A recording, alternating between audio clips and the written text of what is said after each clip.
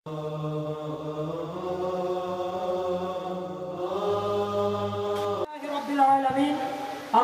الرحيم مالك يوم الدين إياك نعبد وإياك نستعين اهدنا الصراط المستقيم صراط الذين أنعمت عليهم غير المغضوب عليهم ولا الضالين آمين উপস্থিত শ্রদ্ধেয় গুরুজনেরা, মাননীয় অতিথিবৃন্দ, আমার সামনে উপস্থিত শ্রোতাবৃন্দ, ফেসবুক লাইভ ও ইউটিউবের সম্মানিত দর্শকবৃন্দ, সবাইকে আসসালামু আলাইকুম ওয়া রাহমাতুল্লাহি ওয়া বারাকাতুহু। আজ লাইট অফ ট্রাস্ট অফ লয় কর্তৃক আয়োজিত বিশ্ববরণ্য আলেমদ্বীন ও যুগশ্রেষ্ঠ ইসলামিক স্কলার ইমামুল মাকুলাত ওয়াল মানকুলাত ইমামুল মান্তিক ওয়াল ফলসফা হযরত আল্লামা হাফেজ কারি মুহাম্মদ ইলিয়াস মাহফুজি জমিরি রহমতুল্লাহি আলাইহির সামনে আলোচনা সভা ও দোয়া মাহফিল সুন্দরভাবে ও সফলভাবে শুরু করতে পেরে আমি আল্লাহ তাআলার নিকট শুকরিয়া আদায় করছি। এত সব গুণীজন বড়জনদের মাঝে বক্তব্য দেওয়ার মতো যোগ্যতা আমার নেই, তারপরে আমি আমার সাধ্যমতো কিছু বলার চেষ্টা করছি। এই মুহূর্তে আমি আমার নানু ভাই ইমামুল মাকুলাত ওয়াল মানকুলাত হযরত আল্লামা কারি ইলিয়াস রহমতুল্লাহি আলাইহির সংক্ষিপ্ত জীবনী আপনাদের সামনে তুলে ধরছি। ইমামুল মাকুলাত ওয়াল মানকুলাত আল্লামা হাফেজ কারি মুহাম্মদ ইলিয়াস রহমতুল্লাহি আলাইহি একটি বিরল প্রতিভার নাম।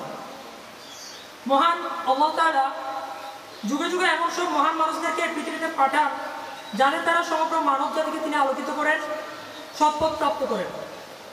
এই মহান মানুষেরা কখনো যশ খ্যাতির পেছনে ছুটেন না, বরং যশ আর খ্যাতি তাদের পেছনে ছুটেন। পুরস্কার তাদের হাতে উঠে ধন্য হয়, সম্মান তাদের কাছে পেয়ে বিমুগ্ধ হয়। তারা হন বিনয়ী, নম্র। তাদের মাতা আল্লাহর কুদরতি কদমের সামনে তাকে সদা অবনত। হযরত আল্লামা হাফেজ কারি মুহাম্মদ ইলিয়াস রহমতুল্লাহি আলাইহি সেই সব মহান পুরুষদের মধ্যে একজন। মহান আল্লাহ তাআলা যাকে সব ধরনের যোগ্যতা দান করেছেন। খরজম্মায় মহান ব্যক্তিত্ব জন্ম নেন হাটহাজারীর ফটিকা গ্রামের এক সম্ভ্রান্ত মুসলিম পরিবারে 1948 সালের রমজান মাসে। উম্মার এই শ্রেষ্ঠ সন্তানের পিতা আল উস্তাদ আল্লামা মুহাম্মদ মুস্তাফা রহমতুল্লাহি আলাইহি এবং যুগের অন্যতম মহিয়সী নারী কামেলা খাতুন তার মাতা। কুতুবুল আলম শাইখুল মাশায়েখ হযরত আল্লামা জমিরউদ্দিন আহমদ রহমতুল্লাহি আলাইহি তার পিতামহ। তার পিতামহ শাইখুল মাশায়েখ আল্লামা শাহ জমিরউদ্দিন রহমতুল্লাহি আলাইহি ছিলেন জামিয়া দারুল উলুম মঈনুল ইসলাম হাটহাজারীর প্রথম সরপরস্ত তথা পৃষ্ঠপোষক ও প্রতিষ্ঠাতা। তিনি ছিলেন ফকিহুল হিন্দ আল্লামা শাহ রশিদ আহমদ গঙ্গোহী রহমতুল্লাহি আলাইহি এতদাঞ্চলীয় খলিফা। আল্লামা আশরাফ আলী তানভী রহমতুল্লাহি আলাইহির অনুরোধে 1900 সালে প্রতিষ্ঠিত উক্ত হাটহাজারী মাদ্রাসা পরিচালনার সর্বোচ্চ দায়িত্ব তিনি গ্রহণ করেছিলেন।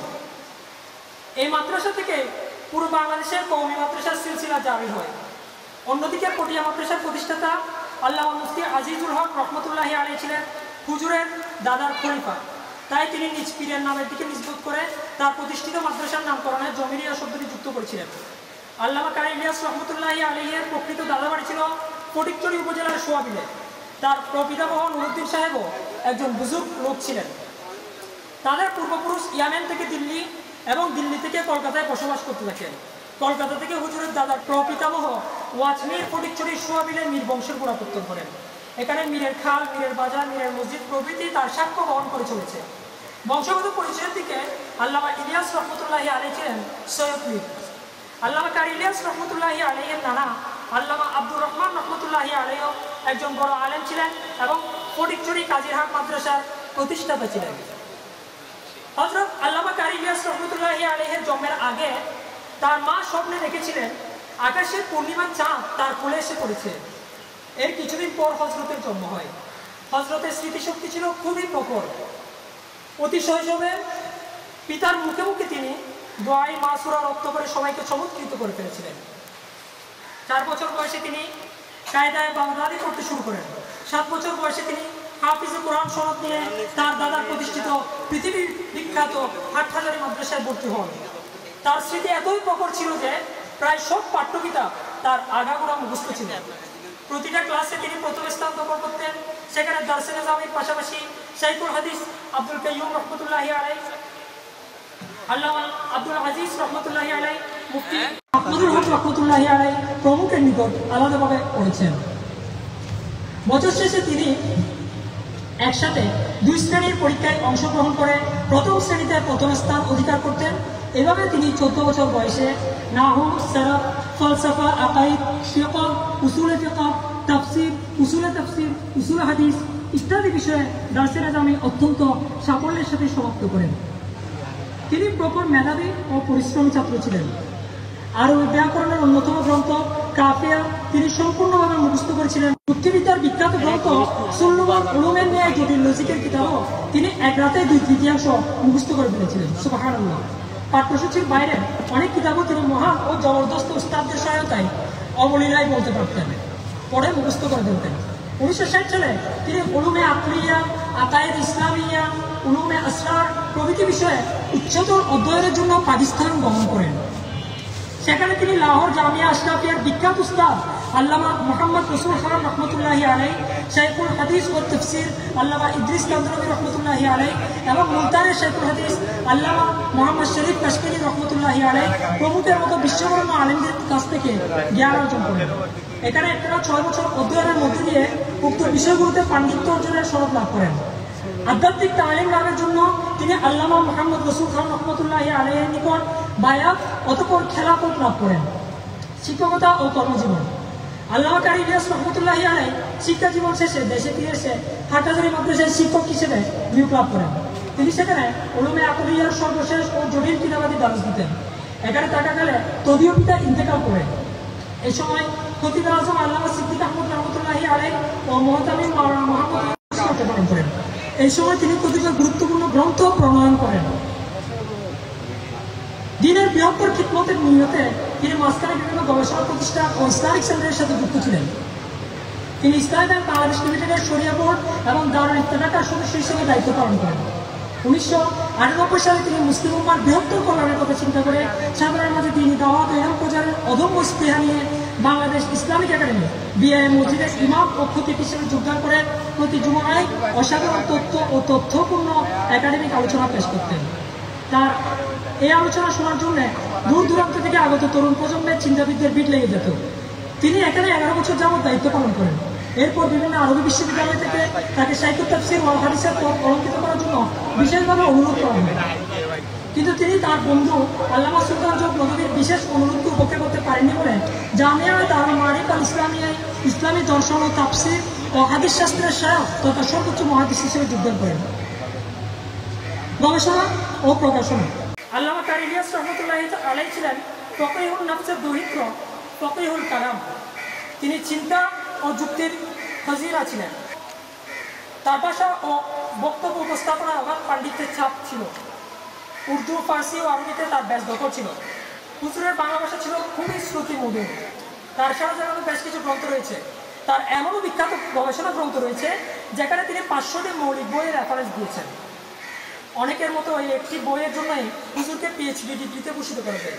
তার বইগুলোর মধ্যে উল্লেখযোগ্য হল ফরিদায়ে কামতুদ্দিন और हक्कानी उलमा का नज़्बुराइन, बानी कौन है, जदीद तर्ज पर इल्म कलाम प्रभृति।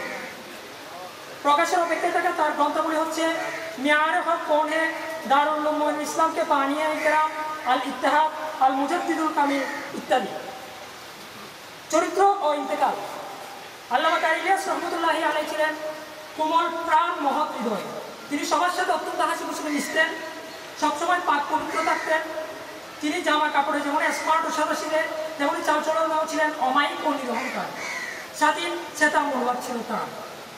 29 ফেব্রুয়ারি 2024 সাল যুক্তিতর্ক ও দর্শনশাস্ত্রের এই মহান উস্তাদ, শায়খ ও মহান ইমাম আমাদের সবাইকে সুখ সাগরে ভাসিয়ে আহকামুল হাকিমিন রব্বুল আলামিন মহান আল্লাহর সাথে মিলিত হয়েছেন। আর আমার বারবার মনে পড়ছে মাউতুল আলিমের মাউতুল আলম তথা একজন আলেমের প্রস্তাব যেন পৃথিবীর প্রয়াণ। হাটহাজারী মাদ্রাসায় সকল বড় প্রতিষ্ঠানের আলেম ওলামা, বিভিন্ন সংগঠনের নেতাকর্মী, সাধারণ মানুষ, শ্রমিক, বুদ্ধিজীবী, শিক্ষক সহ সকল শ্রেণী পেশার মানুষের অংশগ্রহণে তার বিশাল জানাজা হয় তথা এই দুনিয়া থেকে রাজকীয় চিরবিদায় ঘটে ইতিহাসের এই মহান মনীষী। জানাজা শেষে হাটহাজারী মাদ্রাসার কবরস্থানে মাকবারে জামিয়াতে তাকে দাফন করা হয়। উপমহাদেশের প্রখ্যাত শিক্ষাবিদ প্রিন্সিপাল রেজাউল করিম চৌধুরী সবসময় বলতেন, আল্লামা ইলিয়াস সাহেবের মতো জ্ঞানী ব্যক্তিত্ব 100 বছরের একজন হয়। তিনি হলেন দিন ইসলামের স্তম্ভস্বরূপ। ওনাকে দেখলে প্রিন্সিপাল রেজাউল করিম চৌধুরী দাঁড়িয়ে যেতেন এবং বিনয়ের সাথে কথা বলতেন।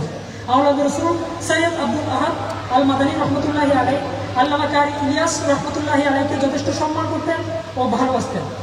আল্লামা কারি ইলিয়াস রহমতুল্লাহি আলাইয়ের ইন্তেকালে দৈনিক নয়া দিগন্তের বাংলাদেশের দর্শনশাস্ত্রীয় প্রাণপুরুষের ইন্তেকাল শিরোনামে লিখিত প্রতিবেদনে এই কথা উল্লেখ করা হয়েছে যে তার মানসিক শাস্ত্রে এতটুকু পাণ্ডিত্য ছিল যে তিনি জীবন্ত সক্রেটিস বা প্ল্যাটো হিসেবে পরিচিত ছিলেন।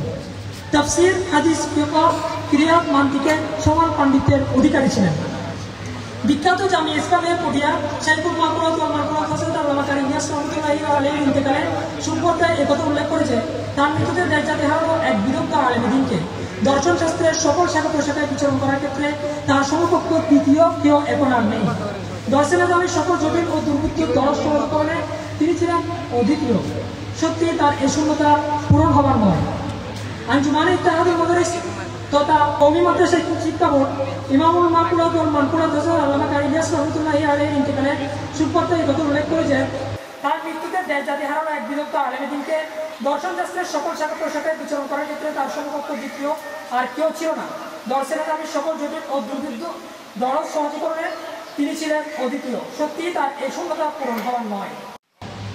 আল্লাহ পাক আমাদের আধ্যাত্মিক রাহবার বাহরুল উলুম আল্লামা কারি ইলিয়াস রহমতুল্লাহি আলাইহিকে জান্নাতুল ফেরদৌস দান করুন, আমিন। এতক্ষণ পর্যন্ত ধৈর্য ধরে আমাদের সকলের প্রিয় রাহবারের জীবনী শোনার জন্য সবাইকে অসংখ্য ধন্যবাদ জানাচ্ছি। আসসালামু আলাইকুম ওয়া রাহমাতুল্লাহি ওয়া বারাকাতুহু।